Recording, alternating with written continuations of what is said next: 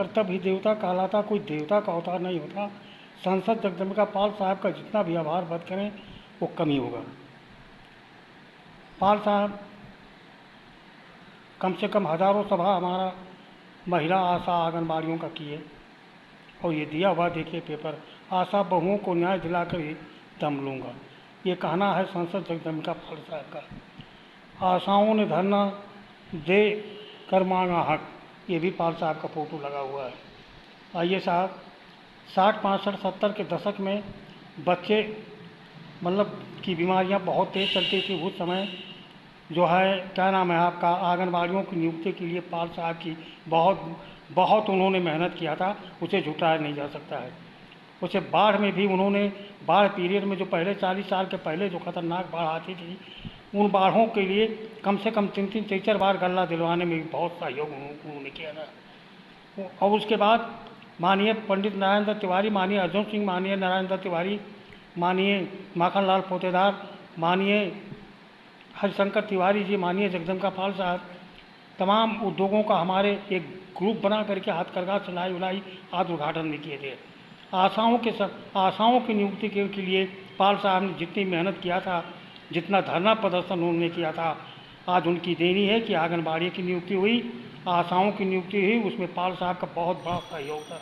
आज इन गरीबों की आशाओं, आंगनबाड़ियों और गरीबों की दुआओं से आज देश के ही नहीं विश्व के जाने माने लीडरों में एक उनकी हैसियत है। पाल साहब, मैं तो खुशी मुझे इस बात की है कि चलिए मेरे ज़िले का नाम रोशन हो रहा है, आप अपने नाम के साथ मेरे देश का भी नाम रोशन कर रहे हैं। लेकिन पाल साहब इतने बड़े आप नेता हैं, लोकसभा में बैठते हैं, और ये आशाओं को आपने आश्वासन दिया था कि क्या नाम है, आशा बहुओं को न्याय दिलाकर ही दम लूँगा। ये आपका वादा है, फ़ोटो सहित आपका लगा हुआ पाल साहब। इसके अलावा पाल साहब, माननीय प्रधानमंत्री महामहिम राष्ट्रपति द्रौपदी मुर्मू जी ने प्रधानमंत्री को चिट्ठी लिखा था कि 6 महीने की 600 रुपया पर डे के हिसाब से महिला समूहों को दिया जाए, यानी 18,000 रुपया महीना। उन्होंने सीजीआई सुप्रीम कोर्ट के चंद्रचूड़ साहब को भी अवगत कराया था। आज धरना प्रदर्शन पर अगर लागू है, 3/10/2025 को जिलाधिकारी सिद्धार्थनगर के यहाँ अमर अनशन पर बैठने की घोषणा कर चुका हूँ, जिसकी सूचना माननीय महामहिम राष्ट्रपति जी को जिला प्रशासन अधिकारी सिद्धार्थनगर, जिला प्रशासन अधिकारी बस्ती द्वारा मैं विज्ञप्ति भेज चुका हूँ। ऐसे भीषण परिस्थितियों में आप इन गरीबों के बदौलत इतने बड़े ऊंचाई पर पहुँचे हैं। पाल साहब, बहुत मेहनत आपने किया ज़िंदगी में, शायद आप जैसा मेहनती कोई मिले। मुझे वो भी दिन याद है जब 5 लाख गबन केस में मैं फंसा था, तो आपने दीनानाथ पांडे जी को लेकर के वीर बहादुर सिंह से मिल करके छोटे बड़े का गल्ला का ऑर्डर दिलवा करके ऑर्डर करवाए, जिससे मेरी जान बची। मैं बहुत बहुत आपका एहसानमंद हूँ। किंतु प्रश्न ये है कि अगर इन आशाओं का वादा पूरा नहीं हुआ तो राष्ट्रपति जी के इज्जत का क्या होगा, आपके इज्जत का क्या होगा, हमारे 33,000 धरना प्रदर्शन का क्या होगा।